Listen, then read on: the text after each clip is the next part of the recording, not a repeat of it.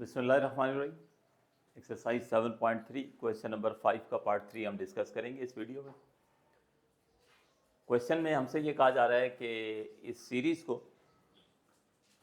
Binomial के तौर पर जो है वो आइडेंटिफाई करें, यानी इस सीरीज़ की बाइनोमियल मालूम करें। ये एक सीरीज़ आपको जो गिवन है ये किसी बाइनोमियल की एक्सपेंशन है, तो वो उसकी बाइनोमियल हमने मालूम करनी है और दूसरा उस सीरीज़ का सम मालूम करना है।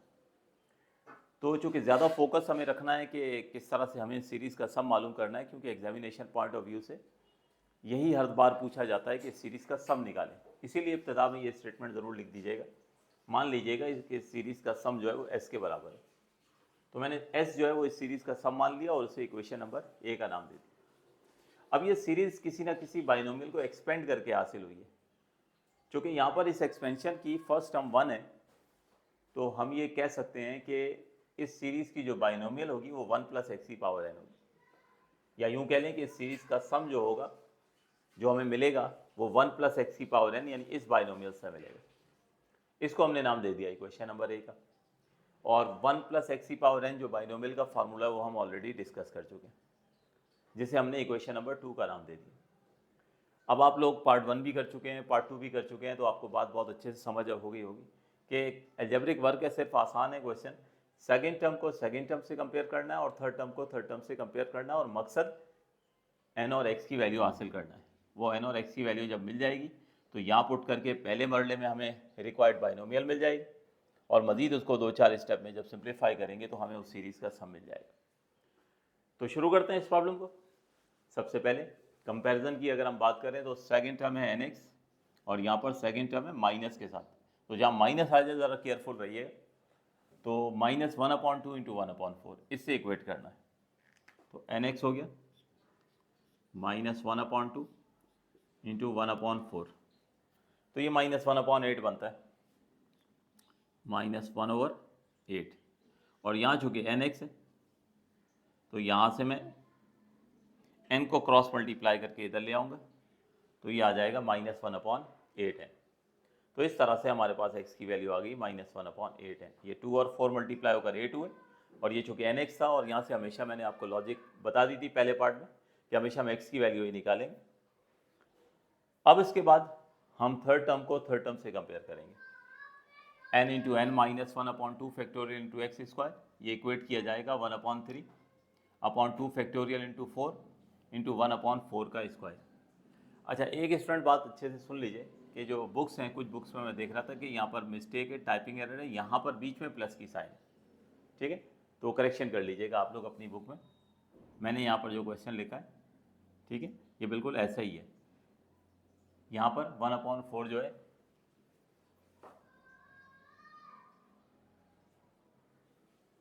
यहाँ पर 1/4 जो है, ठीक है, इधर प्लस की साइन जो है वो बुक में लिखी गई है। तो मेरे पास जो है वो नया एडिशन है 2025 का, उसमें भी इनफैक्ट जो है वो मिस्टेक है। अगर किसी के पास पुरानी है तो उसमें भी मिस्टेक है, तो ये करेक्शन ज़रूर कर लीजिएगा। थर्ड पार्ट में 1 - 1/2 × 1/4, 1 × 3 2 फैक्टोरियल × 4, और यहाँ पर प्लस की साइन लिखी हुई है। ठीक है, सब करेक्ट कर लें, यहाँ प्लस नहीं है, यहाँ मल्टीप्लिकेशन की साइन है।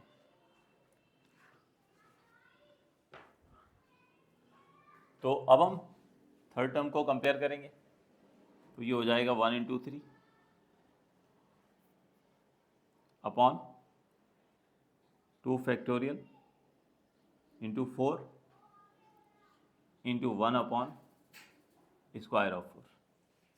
ठीक है, अब यहाँ पे हमने अगले मरहले में क्या करना है कि x की वैल्यू पुट करनी है जो -1/8 है, और पूरा सिंप्लीफाई करेंगे तो यहाँ से हमें जो है वो फर्स्ट ऑफ ऑल n की वैल्यू जो है वो मिल जाएगी।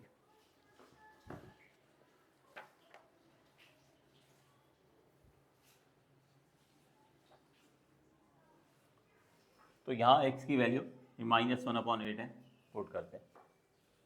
तो देयरफॉर n × n - 1/2 फैक्टोरियल, ये x की वैल्यू -1/8n मैंने सब्स्टिट्यूट कर दी। x की वैल्यू -1/8n पुट कर दिए। राइट हैंड साइड को इसी स्टेप में ही चाहें तो थोड़ा सिंप्लीफाई कर लें। ये देखिए 3 × 1 3 हो गया। ये हमारे पास जो है ये 2 फैक्टोरियल × 4 है, तो 2 फैक्टोरियल किसके बराबर होता है, 2 के बराबर होता है। तो ये हो गया 2 × 4 और ये 1/4 का स्क्वायर था, ये हो गया 1/60। ठीक है, इसके बाद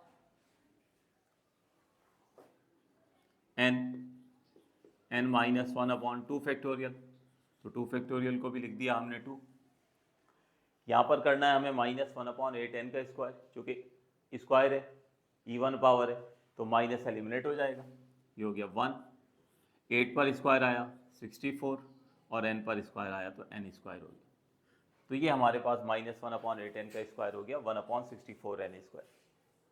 राइट हैंड साइड पर इसे और अगर सिंप्लीफाई कर लें तो ये 16 4 ज़ा 64 और 64 2 ज़ा 128। ये राइट हैंड साइड और मल्टीप्लाई कर लें। अब बस क्या करते हैं कि ये 2 और 64 इसको क्रॉस मल्टीप्लाई करके उधर शिफ्ट करते हैं और सिंप्लीफाई करके n की वैल्यू यहाँ से डिटरमाइन करते हैं।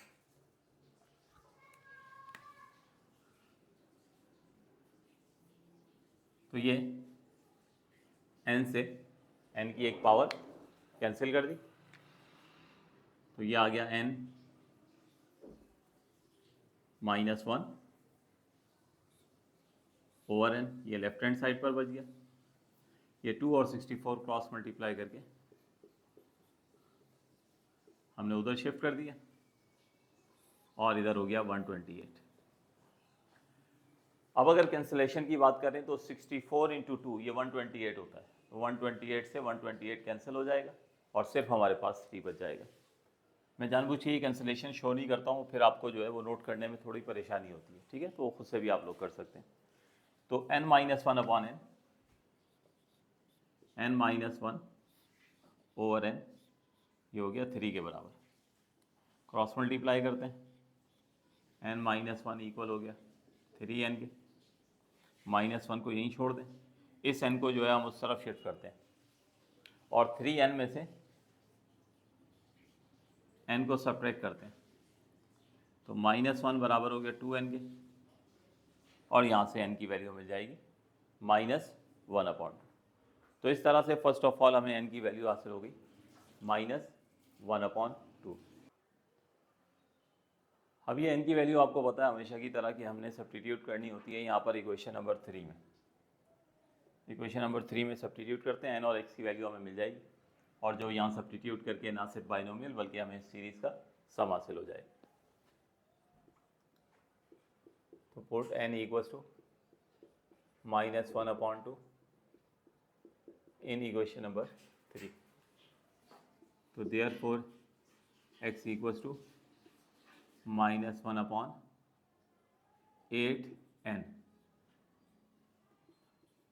तो x हो गया 1/4। माइनस से माइनस कैंसिल हो जाएगा और 8 को 2 से कैंसिल करेंगे तो 2 4 ज़ा 8।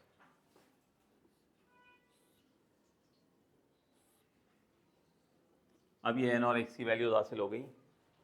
ये n और x की वैल्यूज हम पुट करते हैं यहाँ पे।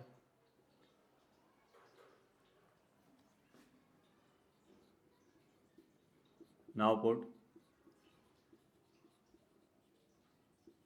Values of x and n in equation number A.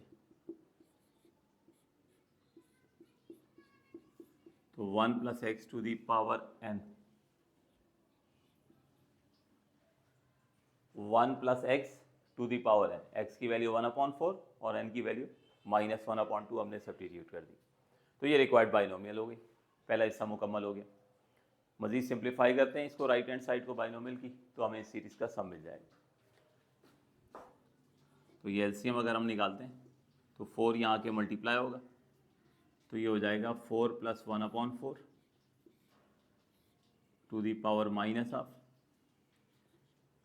Next step में इसको हम लिख सकते हैं 5/4 टू दी पावर -1/2। अगर मैं यहाँ पे 5/4 का रेसिप्रोकल कर दूँ, 4/5 कर दूँ, तो इसकी पावर पॉजिटिव हो जाएगी, पावर पॉजिटिव हो जाएगी। यानी इसको हम लिख देंगे 4/5 की पावर हाफ। हाफ पावर का आपको पता है कि रूट के बराबर होती है हाफ पावर, तो मैंने यहाँ लिख दिया स्क्वायर रूट ऑफ 4/5। अब मेरे पास यहाँ पर स्पेस नहीं है तो इसलिए मैं सामने कर रहा हूँ, आप लोग इसी तरह से नीचे ही स्टेप्स कीजिएगा। अब 4 जो कि परफेक्ट स्क्वायर है तो रूट से इसको हम बाहर शिफ्ट करते हैं, तो ये लीजिए हमारे पास इस सीरीज़ का जो सम है ये आ जाएगा 2/√5।